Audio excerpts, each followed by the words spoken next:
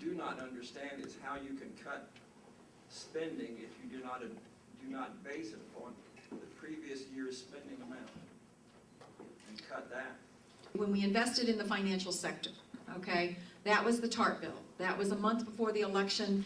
It was an unbelievable moment because most of America had no idea that the crisis was at hand, and we were briefed, and Republicans and Democrats realized that our credit system that affects everyone in this room, unlike any other sector of our economy, if the financial system shuts down, it affects everyone. The farmers can't get their crops out because they can't get a loan. The small business people can't get a loan. So it was a crisis, and you know how you can tell it was a crisis? John McCain, Barack Obama, Claire McCaskill, Roy Blunt, and Kit Bond all voted the same way. Okay? Everyone agreed. The next thing we did was the stimulus. The next thing we did was the omnibus budget. And then the next thing we did last week was the budget framework for next year. It's not a binding piece of legislation. It's not a law. The president doesn't sign it.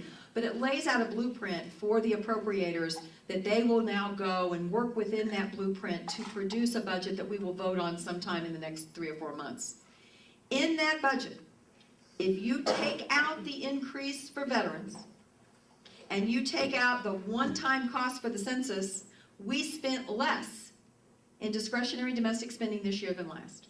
On the stimulus bill, I worked with Republicans to get $100 billion worth of spending out of there that wasn't stimulative spending. It was program spending. So some of us are focused on it like a laser. And I do think there is a very good plan to get us to, President Obama inherited a $1.3 trillion deficit.